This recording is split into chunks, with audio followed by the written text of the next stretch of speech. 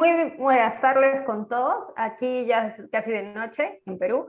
Estamos trayendo un nuevo webinar para ustedes. Hoy vamos a ver cómo crecen las plantas in vitro y la importancia de los medios de cultivo.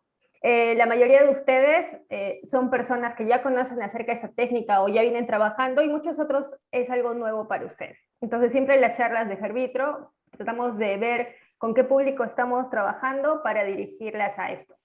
Entonces, no sé si puedes seguir, Ángela, por favor. Y bueno, yo les voy a dar una breve introducción de qué son las plántulas in vitro y cómo esto nos movió un poco a nosotros como Herbitro. La mayoría de personas cuando inicia en esta técnica, por lo general lo que desea, o por lo menos la primera impresión que tuvimos con Ángela al iniciar este tipo de técnicas o hablar de biotecnología vegetal en general, era sorprendernos de cómo una planta crecía en un medio de cultivo. De verdad es sorprendente cómo una planta puede crecer en un gel, que es lo que estamos viendo acá en pantalla, y cómo esto se puede desarrollar y cómo puede darle vida y elongar una planta y luego seguir con su vida tradicional. La verdad, eso es sorprendente y para las personas que venimos trabajando en esto, obviamente cuando algo ya se conoce o ya se trabaja, ya deja de sorprendernos. Sin embargo, cada vez que hablamos con personas o vendemos nuestro producto, porque también es vender plantas in vitro, en realidad las personas se sorprenden y siempre van a encontrar personas a las cuales o van a encontrar muchas veces comentarios positivos de asombro, de decir, oh, mira cómo crece una planta, qué divertido, qué científico, qué bonito, qué estético, y muy pocos comentarios de personas que probablemente lo asocien a genéticamente modificados o probablemente vean que es antinatural, pero en realidad nada de esto es antinatural. Todo esto es en base a ciencia, todo esto ha sido mediante algunas investigaciones que se han ido desarrollando y se les ha sacado provecho a estas plantas. Entonces, yo les dejo acá con este comentario de que las plantas in vitro son sorprendentes por cómo crecen en un gel o en un medio sólido, que no es un sustrato convencional. Espero que ustedes también compartan conmigo este asombro que tuve desde el inicio de la universidad, al igual que Ángela. Entonces, Ángela, ¿puedes pasar a la siguiente diapositiva, por favor? Listo. Entonces yo les dejo con Ángela, que es la que va a dar la presentación. Aún así la presento nuevamente. Ángela Calderón actualmente se desempeña como jefa de investigación y desarrollo en Herbitro. Ella es ingeniera biotecnóloga, al igual que yo. Ella es líder en biotecnología All Biotech 2020 y ha sido ganadora de Startup Perú 2017 con este proyecto de Herbitro. Entonces le doy pase a Ángela para continuar con la presentación. Listo, muchas gracias, Cristal. Buenas tardes con todos y todas, buenas noches, de repente en algunos lugares. Como lo indicó Cristal, muchas gracias por participar de este webinar para ver acerca del crecimiento y cómo es la función de los medios de cultivo con las plantas in vitro.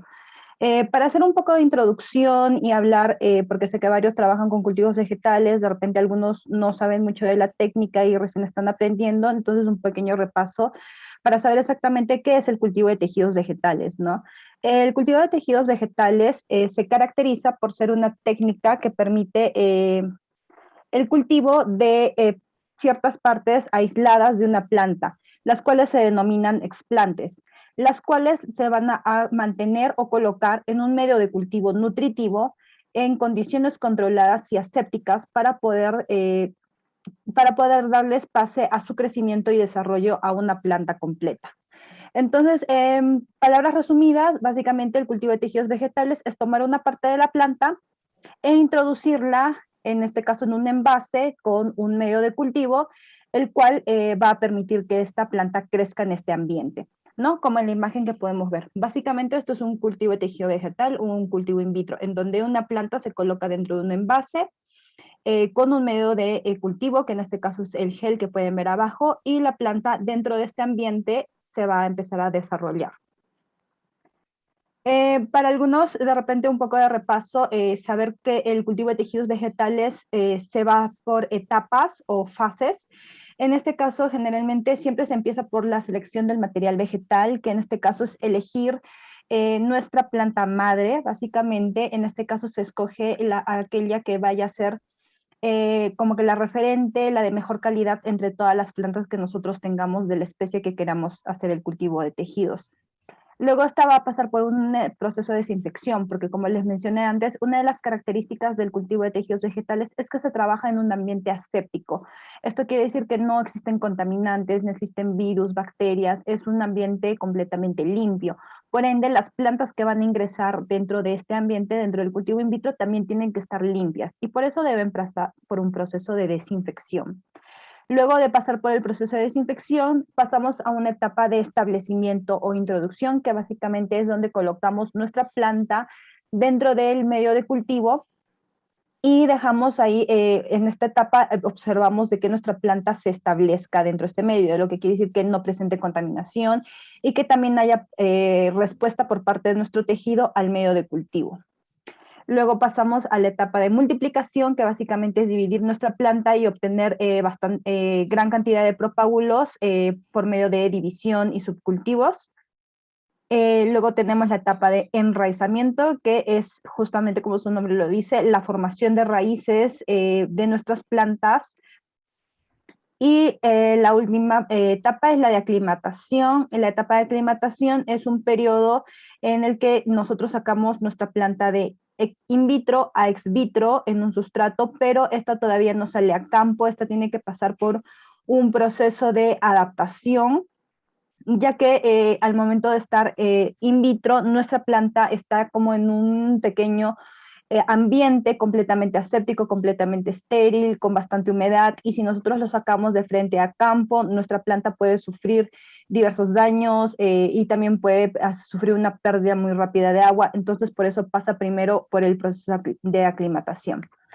Entonces, dicho esto, acerca de lo que son las etapas de lo que es el cultivo de tejidos vegetales, y principalmente hablando acerca de este webinar, como han podido ver hasta ahora, que el medio de cultivo es importante, es uno de los componentes importantes en lo que es el proceso de lo que es el cultivo de tejidos vegetales, porque básicamente es lo que nos va a permitir que nuestra planta se desarrolle in vitro. Si nosotros no tenemos medio de cultivo, la planta no va a tener dónde crecer. Entonces, viendo un poquito acerca en la historia, cómo es que se desarrolló o cómo es que se empiezan a ver lo que es el cultivo in vitro, especialmente a ver la importancia y el desarrollo en las investigaciones acerca de lo que es el medio de cultivo para las plantas, para el cultivo de tejidos vegetales, podemos empezar por lo que es la teoría de la totipotencialidad. En 1838, Schilden y Schwann formaron lo que es la teoría de la totipotencialidad. ¿Qué es lo que nos decía esta teoría? La teoría nos indicaba de que toda célula vegetal es capaz de poder regenerarse si es que se le dan las condiciones adecuadas. Esto, esto nos indica a partir de lo que se conoce de las plantas. Las plantas se conocen como células totipotenciales, ¿no? Por ejemplo, aquí podemos ver una imagen. Esta es en este caso una suculenta.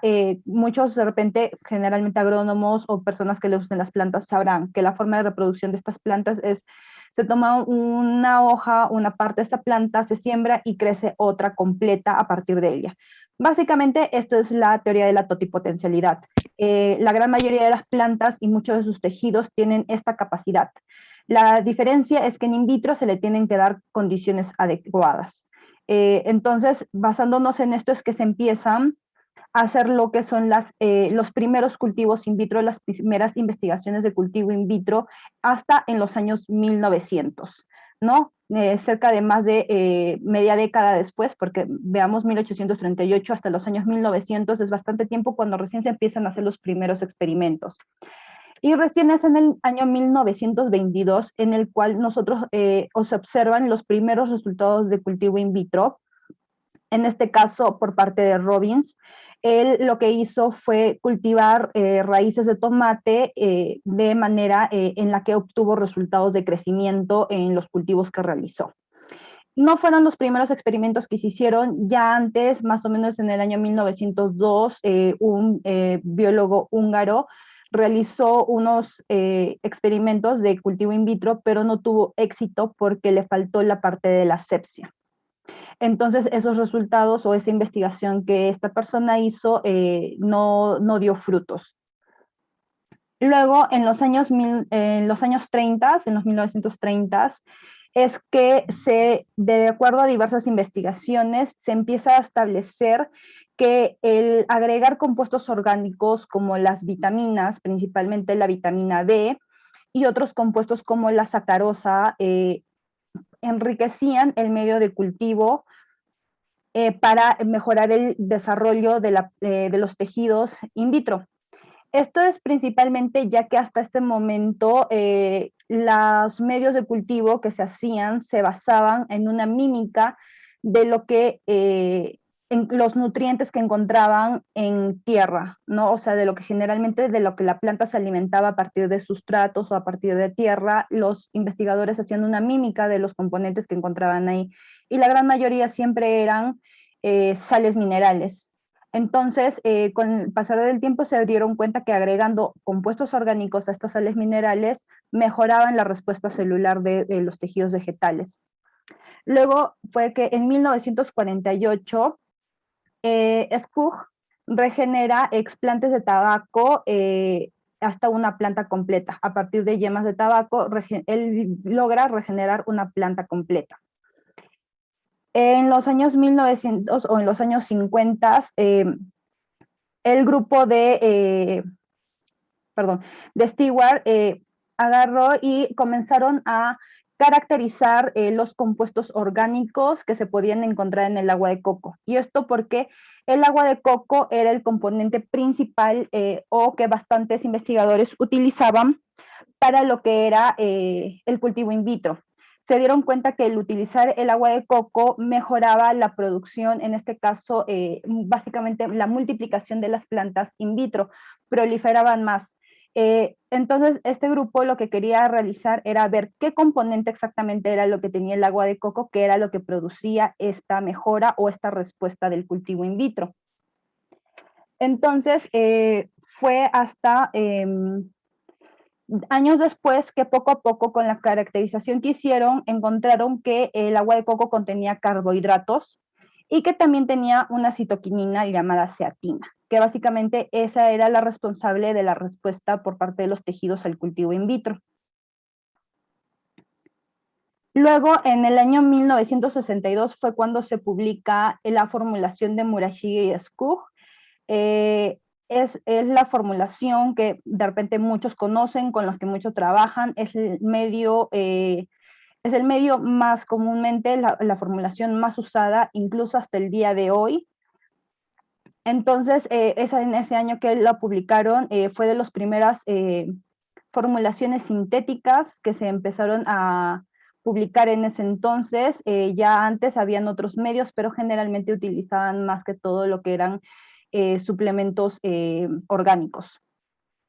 Y en 1966 es que, Litham, a partir de las investigaciones que hizo Stewart en los años 50, decide aislar la primera citoquinina, en este caso, a partir del endosperma del sea maíz, que en este caso es el maíz, porque en ese entonces muchas investigaciones también utilizaban un líquido que encontraban en el endosperma para el cultivo in vitro y que también veían respuesta celular o respuesta por parte del tejido al cultivo in vitro. Entonces es por eso que él intenta aislar y aísla la citoquinina y es así donde encuentra lo que es la ceatina, ¿no? De repente algunos conocen esta citoquinina ceatina, justamente se denomina así porque es aislada a partir del sea maíz, que es el maíz. Entonces, como pueden ver, actualmente esa fue la primera, en 1966 fue la primera hormona aislada. Con el pasar de los años y actualmente conocemos de muchas otras hormonas, auxinas, giberelinas que han sido aisladas, que incluso hay muchas de ellas que han sido sintetizadas químicamente. Muchas de ellas no necesariamente se encuentran en las plantas, sino que se han creado básicamente para poder hacer la respuesta celular por parte de las plantas en el cultivo in vitro. Ahora, como pueden ver, desde los primeros resultados que hubo en lo que es el cultivo in vitro hasta en la actualidad en lo que estamos nosotros, ya ha pasado cerca de 100 años, básicamente es un centenio Entonces, ahí podemos ver, por ejemplo, cómo va avanzando actualmente las investigaciones. Ya no solamente se van en formulaciones, sino que ya han ido variando. Ahora hay modificación genética, producción de metabolitos secundarios. Además de ello, es de que es más accesible el poder realizar este tipo de cultivos in vitro. Actualmente, y por parte de nosotros, por ejemplo, también incentivamos bastante lo que es la producción low cost, porque es posible hacerlo con materiales de bajo costo, desde casa. No se necesitan grandes laboratorios para poder producir nuestros propios cultivos in vitro, ya sea para investigación, conservación o para incluso comercial o negocios. Entonces, con eso podemos ver cuánto es lo que ha avanzado y cuánto también es de lo que se ha mantenido. Por ejemplo, Murashige y Skug sigue siendo el medio más utilizado y el que mejor respuesta da cuando uno recién está iniciando con lo que es el cultivo in vitro, dependiendo del tejido vegetal que se esté utilizando.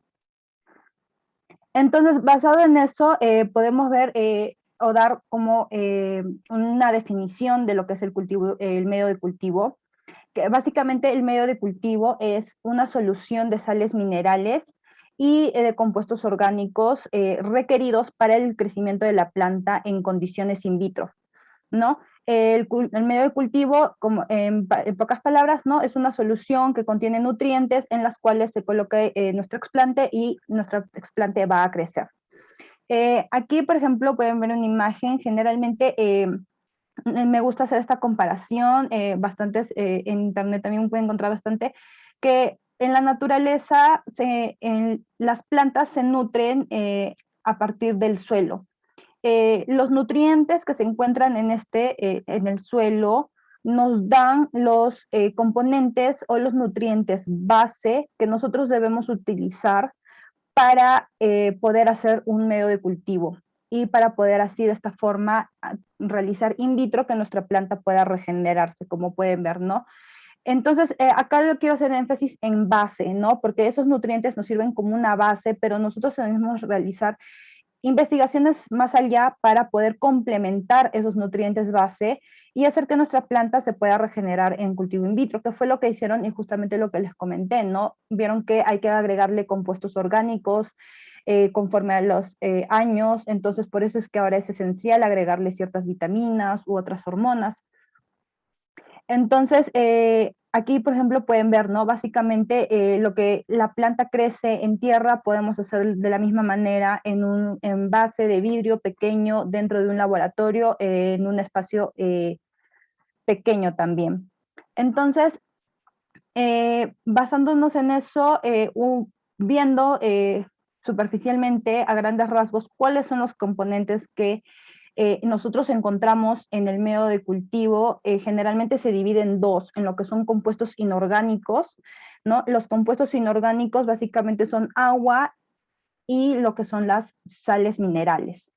Dentro de las sales minerales encontramos lo que son los macronutrientes y los micronutrientes. Y por otra parte tenemos lo que son los compuestos orgánicos. Dentro de los compuestos orgánicos nosotros tenemos lo que son las vitaminas, los reguladores de crecimiento o también conocido como hormonas vegetales, los carbohidratos y en muchos casos lo que es el gelificante.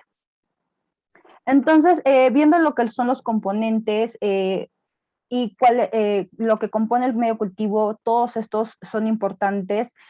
Acá vamos a ver algunos de los compuestos que son esenciales, algunas características del medio de cultivo también que son esenciales y sobre todo respondiendo a algunas de las preguntas que generalmente yo escucho o que también en mi tiempo yo me hice para poder conocer, ¿no? Entonces, una es, por ejemplo, ¿por qué tenemos que agregar azúcar al medio de cultivo? Azúcar, carbohidrato, una fuente de carbono. ¿Por qué necesitamos agregar eso dentro del medio de cultivo? Pues acá pueden ver una imagen de una planta cómo crece. Generalmente, de repente varios de ustedes saben, las plantas, casi todas son autótrofas. Esto quiere decir que ellas producen su propio alimento, ¿no? Entonces, ¿cómo es que producen su propio alimento? Mediante lo que es conocido que de la fotosíntesis.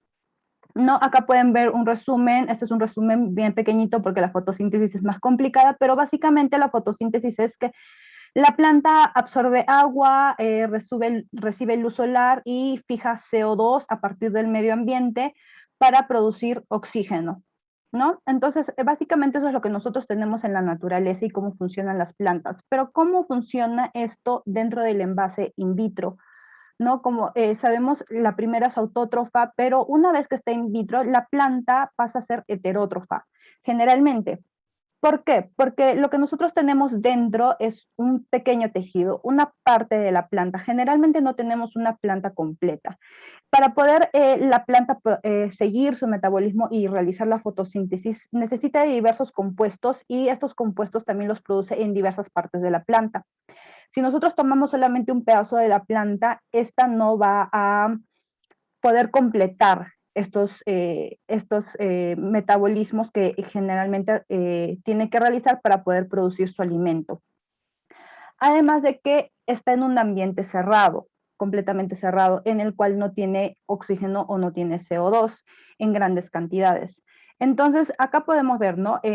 Básicamente, nuestro tejido dentro in vitro va a tener un bajo desarrollo de cloroplastos. Esto eh, va a ir en el resultado de que va a tener una baja tasa fotosintética. Y al tener una baja tasa fotosintética, nuestra planta no va a poder producir sus alimentos.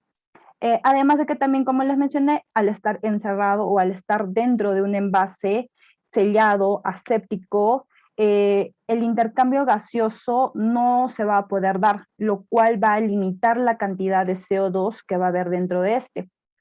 Entonces, ¿cómo la planta va a obtener estos nutrientes o estos componentes para poder seguir reproduciendo las células y poder seguir creciendo?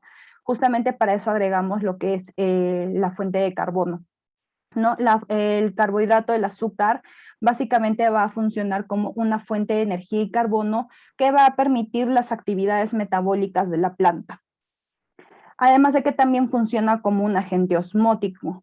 En este caso lo que va a hacer es mantener el potencial osmótico y va a evitar que las células de la planta pierdan agua.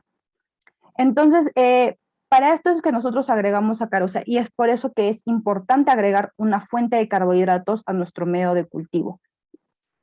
Aquí algunos datos interesantes acerca de los carbohidratos que agregamos dentro del medio cultivo.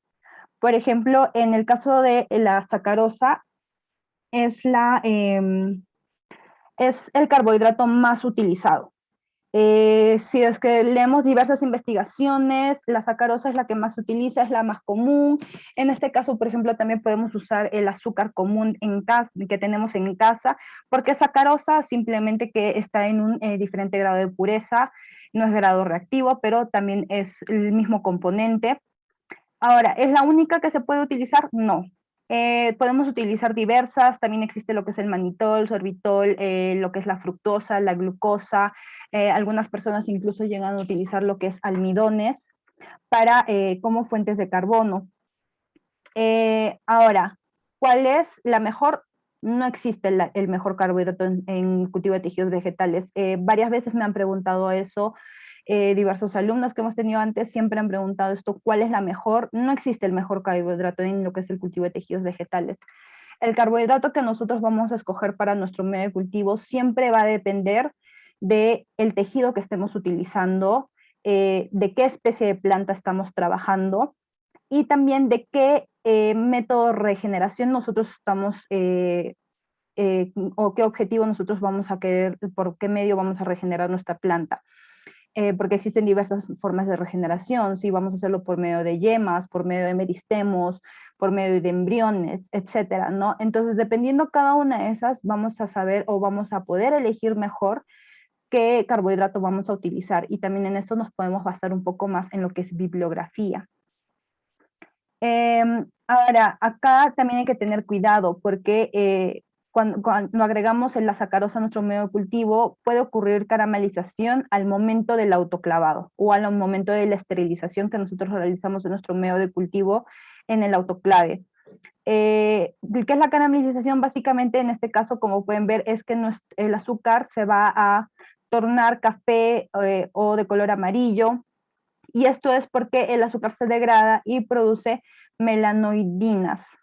Entonces, al haber este compuesto dentro de nuestro medio cultivo, lo que va a hacer es inhibir el crecimiento de nuestra planta y por ende este debe desecharse.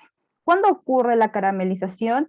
Esta ocurre cuando hacemos un excesivo tiempo de autoclavado.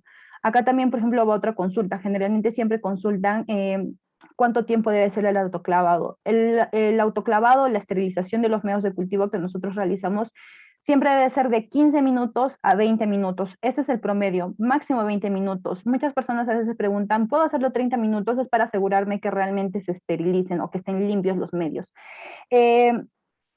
Justamente cuando uno se pasa el tiempo de autoclavado, puede ocurrir este proceso de lo que es la caramelización. Y básicamente lo que vamos a tener que hacer después de esto es desechar esos medios de cultivo porque ya no son servibles, ya no son funcionables para el cultivo in vitro.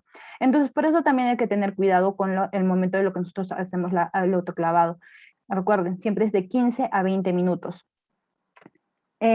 También si nosotros agregamos demasiada sacarosa, demasiada azúcar dentro de nuestro medio de cultivo, lo que nos puede producir es la hiperhidricidad. La hiperhidricidad es un fenómeno dentro de nuestra planta en la cual nuestra planta empieza a tornarse más transparente, como que toma un aspecto medio vidrioso, como pueden ver en la imagen, ¿no? La diferencia. Esto puede ocurrir por varias razones, pero una de ellas es porque nuestro medio de cultivo contiene demasiada sacarosa. Entonces, básicamente lo que hace en este caso la hiperhidricidad o la sacarosa dentro es de que causa hipoxia y una acumulación de etanol.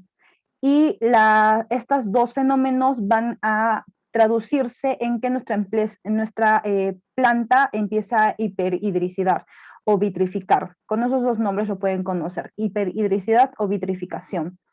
Entonces, también saber exactamente qué cantidad de sacarosa es la que necesita nuestra planta, que generalmente va del 2% al 3% por litro en medio de cultivo, es necesario. Si nosotros agregamos más de eso, también puede ocurrir estos fenómenos como les menciono ahora. Ahora, también depende de qué tejido estamos utilizando. Hay ciertos tejidos que sí requieren de mayor cantidad de carbohidratos, entonces en esos casos sí, pero no siempre. Por ejemplo, otra consulta, otra característica importante acerca del medio de cultivo es el pH. Siempre escucho que consultan o preguntan, ¿es necesario medir el pH? Pues la respuesta es sí. ¿Por qué es necesario medir el pH a nuestro medio de cultivo? Y es porque el pH es un factor físico-químico importante que si no está en un óptimo nivel o en un nivel óptimo en nuestro medio de cultivo, puede causar mal desarrollo del explante. Además de que tener un buen nivel de pH va a influir en la forma de la absorción de los nutrientes. Y a esto me refiero en que si es que el pH es muy alto o muy bajo, la planta no va a poder absorber adecuadamente los nutrientes que tenemos en nuestro medio de cultivo. Acá, antes de continuar, me gustaría hacer una acotación. Por ejemplo, muchos sabrán, de repente algunos, aquellos que trabajan con flores, los que saben de flores, agrónomos, o que simplemente les gustan flores o tienen flores en casa. Hay algunas flores, por ejemplo, que son de tierra ácida. Por ejemplo, les pongo un ejemplo, las hortensias. En el caso de las hortensias, necesitan de un suelo ácido, de tierra ácida. Si es que no tienen un suelo ácido, la hortensia no puede absorber el fierro desde la tierra o desde el suelo, lo que va a producir clorosis en la planta. Entonces, algo parecido a esto, como les dije, todo lo que sucede en tierra, en la naturaleza, también se traduce en lo que es el medio de cultivo. Tener un adecuado pH va a facilitar a la planta en que ésta pueda absorber correctamente los nutrientes. Entonces, por eso es importante. Además de que también el pH del medio va a poder mejorar la solubilidad de las sales. Si es que no se tiene un correcto pH, este puede afectar. Si las sales no se solubilizan en el agua que nosotros estamos utilizando o en el medio general que estamos preparando, la planta no va a poder absorberlas. Entonces, esto también se va bastante en conjunto con la número 2 que les menciono. Entonces, por eso es importante medir el pH y saber el pH de nuestro medio de cultivo. Y también de última, la cantidad o la medida del pH en nuestro medio puede afectar el gelificante. A esto me refiero en que si es que generalmente nuestro pH es mayor a 6, lo que va a suceder en este caso con el agar es que este va a endurecer más. Y si el agar es muy duro, la planta no puede absorber los nutrientes del medio de cultivo. Y si es que es menor a 5.5, nuestro agar no va a llegar a gelificar. El gelificante, en este caso el agar, también su característica de gelificación depende del pH. Ahora, esto en el caso del agar, si ustedes de repente trabajan con algún otro componente como el pitagel o goma yelam, también conocido, eh, también el pH es importante, aunque su rango es mayor, ¿no? Es más estable en un rango mayor de pH, pero también afecta el pH a este componente. Entonces, por eso es necesario medir el pH. Ahora, ¿cuál es la medida óptima del pH o cuál es su rango óptimo en el medio de cultivo? Generalmente va desde el 5.5 al 6, 6 unidades de pH. En muchas literaturas pueden encontrar algunos que pueden decir que puede ir hasta 5.2 o de repente hasta 6.2. Esto va a depender mucho de la especie de planta con la que estén trabajando, pero generalmente va del 5.5 al 6. Ahora, ¿cómo medimos el pH en nuestro medio de cultivo? Existen diferentes formas. Actualmente no es, de repente puede sonar muy científico, pero es algo muy sencillo de hacer y con diferentes equipos. Uno es el pHímetro, de repente muchos lo conocen, de repente muchos no. Es este equipo. Actualmente existen pHímetros más económicos y portátiles también, que son de esta forma, o algunos que son mucho más low cost, pero que cumplen la función de medirnos el pH, son los papelitos o las tiritas pH, que nos ayudan también a medir y saber cuál es el pH en nuestro medio de cultivo. Ahora, el pH se mide antes de realizar el autoclavado o antes de realizar la esterilización de nuestros medios de cultivo. Ahora, si se realiza antes o después de agregar el gelificante, existen diversos protocolos. Particularmente nosotros lo hacemos después de agregar el gelificante. ¿Y esto por qué? Porque en el caso del gelificante puede variar, o sea, agregar el gelificante puede variar un poco el pH de nuestro medio. Entonces, por eso siempre el pH se recomienda mejor, particularmente yo lo recomiendo medirlo siempre después de agregar todos los componentes que van a ir al medio de cultivo. Ahora, en el caso del agar, generalmente a veces funciona como buffer. ¿Esto qué quiere decir? Que nos va a mantener nuestro pH en el medio después del autoclavado, porque el autoclavado a veces puede variar o puede modificar el pH de nuestro medio. Generalmente, después del autoclavado, el pH puede bajar de 0.3 a 0.5 unidades. Esta cantidad que les indico no es muy significante, no es muy relevante o no va a variar mucho para nuestro cultivo in vitro, dependiendo de cuánto haya sido la medida inicial, ¿no? Si es que de repente ustedes colocaron sus medios con medida 6 y cuando termine el autoclavado termina en 5.5, entonces de repente no es muy significante, pero si ustedes iniciaran con 5.5 y después del autoclavado termina en 5, ahí sí la diferencia puede ser relativamente significante. Ahora, como les indiqué, generalmente el agar funciona como buffer. ¿Cuándo es que varía más el, el pH cuando autoclavamos? Generalmente esto ocurre con lo que son los medios líquidos. Los medios líquidos hay datos en los que se indica que puede llegar a bajar hasta 1 unidad o 1.5 unidades de pH después del autoclavado. Entonces, en este caso sí es bastante importante. Si de repente ustedes no conocían de este dato o no lo sabían, una recomendación sería hacer una prueba y medir su pH antes del autoclavado y después del autoclavado para realmente saber si es que en este caso el medio que ustedes están utilizando realiza algún cambio después de este proceso. Ahora, justamente hablando de lo que son los medios sólidos o líquidos, ¿cuál se utiliza o cuál debemos utilizar o cuál es mejor? Cada uno es diferente. Generalmente lo que nosotros utilizamos son medios sólidos, pero ¿por qué utilizamos medios sólidos? En este caso es porque en el caso de los medios sólidos, una característica es porque lleva un gelificante, ¿no? En este caso hay una gran variedad de gelificantes, ¿no? Tenemos desde lo que es el agar, la garosa, la goma Yelam, hay carrageninas también, ¿no? Actualmente incluso también hay investigaciones en las que se utilizan otros reemplazos o de repente sustitutos parciales como gomas o incluso ciertos almidones. ¿Esto por qué? Porque si bien el agar constituye una parte importante, también es un reactivo algo costoso, algo que encarece o algo que le sube el costo a nuestra producción o a nuestro proceso de el cultivo de tejidos vegetales. ¿Por qué no utilizar solo medio líquido? Esto es debido a que cuando podemos utilizar medio líquido, pero sí o sí necesita una estructura de soporte.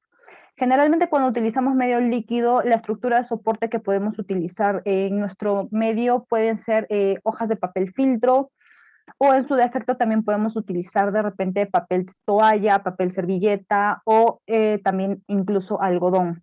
Pero ¿por qué el medio líquido necesita una estructura de soporte? Porque no podemos dejar nuestros tejidos simplemente flotando en el agua o sumergidos en el medio líquido, porque lo que va a suceder es que van a tener una privación de oxígeno. Al ocurrir esto, básicamente va a llevar a lo que es la hiperhidricidad también, como ya lo hemos mencionado antes. Esta es otra de las causas de la hiperhidricidad. Entonces, obtener o utilizar medios de cultivo líquidos sí son factibles, pero tenemos que tener una estructura de soporte. Ahora, para que nuestro tejido vegetal tenga algo en que apoyarse y quedarse de alguna forma parada y también en una sola posición sin que esté flotando dentro del medio de cultivo. Ahora, sí es complicado más de utilizarla, por eso generalmente se utilizan los gelificantes porque es más rápido el proceso de realizar, también al momento de realizar la siembra es más fácil, el tejido se queda dentro del gel y no hay mayor problema. Ahora, ¿cuándo es que utilizamos el medio sólido? Generalmente el medio sólido, como les indico, se utiliza casi para la gran mayoría de tejidos y órganos, yemas, meristemos, hojas, segmentos de hojas, raíces, ¿cómo se llama? Ovarios, semillas, etcétera. El medio líquido generalmente se recomienda para cuando es cultivo de protoplastos, cultivo de células y cultivo de raíces. Generalmente cuando lo que se quiere obtener a partir de estos tejidos o a partir de estas células es lo que metabolitos secundarios. Generalmente ahí se recomienda es cuando utilizar medios líquidos, no, como pueden ver aquí, los órganos, o en este caso los órganos, los tejidos, las plantas crecen bien en lo que son el cultivo de, perdón, en lo que es el medio sólido, porque tienen un soporte en el cual poder desarrollarse. Y en el caso del medio líquido, generalmente no importa tanto la estructura de la planta, como les mencioné, para cuando son obtención de metabolitos secundarios, generalmente lo que se quiere es la producción o en este caso el compuesto que va a producir la célula. Entonces, estas son las generalmente en lo cual se usa en qué momento utilizar medio sólido y en qué momento utilizar medio líquido. Ahora, seguramente de repente ustedes varios me preguntarán, ¿y qué hay con lo que son los bioreactores o los sistemas de inmersión temporal? Ahí se utiliza medio líquido.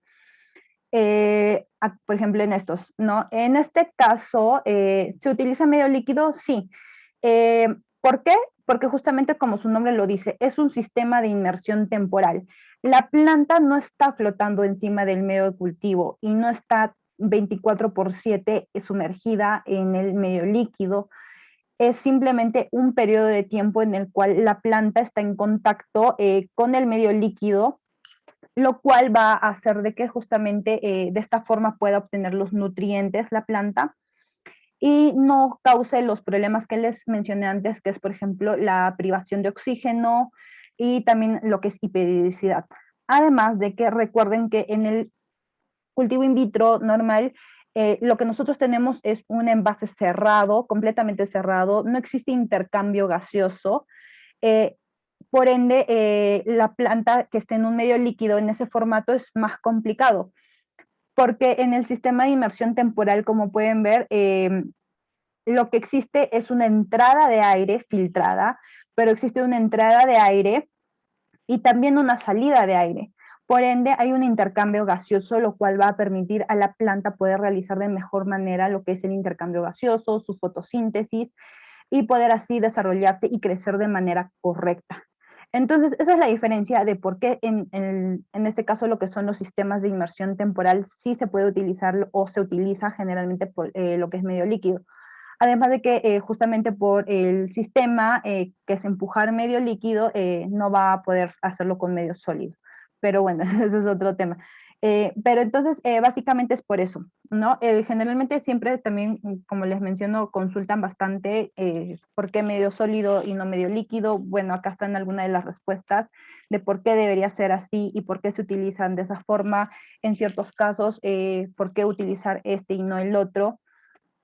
Entonces, es así como trabaja básicamente el medio de cultivo. Estas son algunas de las características principales que se tienen en cuanto a lo que es el medio de cultivo, además de los nutrientes.